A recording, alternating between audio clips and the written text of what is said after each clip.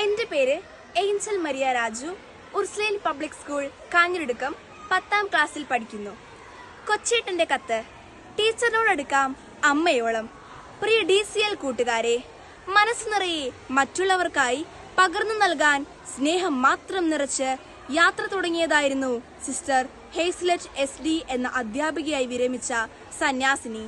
എന്നാൽ ഡ്രൈവർ സ്വിച്ചിട്ട് അടയ്ക്കേണ്ട ബസിന്റെ ഓട്ടോമാറ്റിക് വാതിൽ അടയ്ക്കാതെ വേഗത്തിൽ മുന്നോട്ടു പോയ ബസ്സിൽ നിന്ന് സിസ്റ്റർ റോഡിലേക്ക് തെറിച്ചു വീണ് ഗുരുതര പരിക്കുകളെ അതിജീവിക്കാനാവാതെ നമ്മോട് വിട പറഞ്ഞു.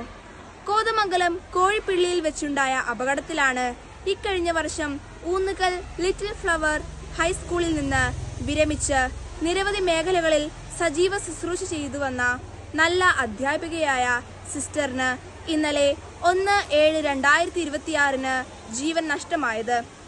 കാഞ്ഞിരപ്പള്ളി സെന്റ് മേരീസ് ഗേൾസ് ഹൈസ്കൂളിലെ അധ്യാപക സമൂഹത്തിന്റെ പ്രസരിപ്പായിരുന്നു.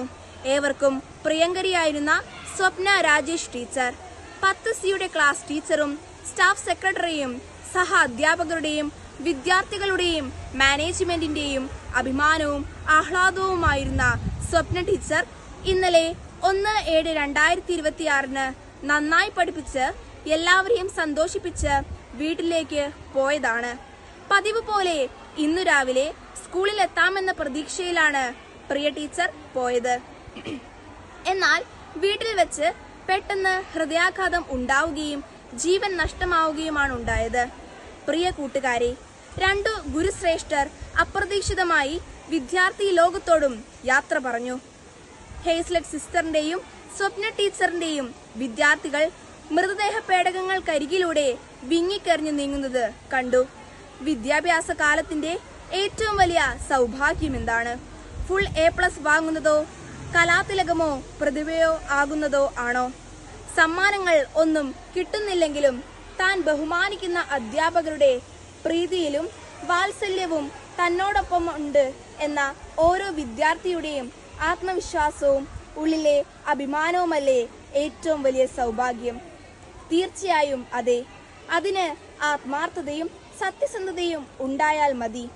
അധ്യാപകരോട് എത്രമാത്രം അടുപ്പമാകാം? അമ്മയോളം, അച്ഛനോളം എന്നേ ഉത്തരമുള്ളൂ.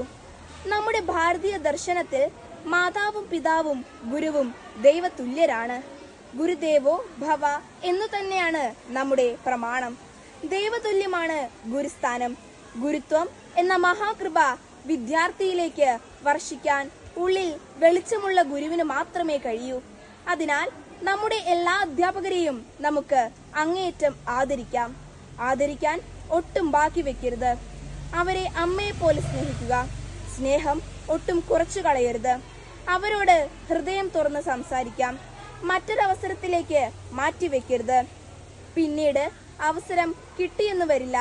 സ്വപ്ന ടീച്ചറിനോടും ഹേസ്ൽ സിസ്റ്ററിനോടും പിന്നീട് പറയാനായി അവരുടെ പല വിദ്യാർത്ഥികളും മാറ്റിവെച്ചത് അവരുടെ ഉള്ളിൽ ബാക്കിയാവുകയാണ്.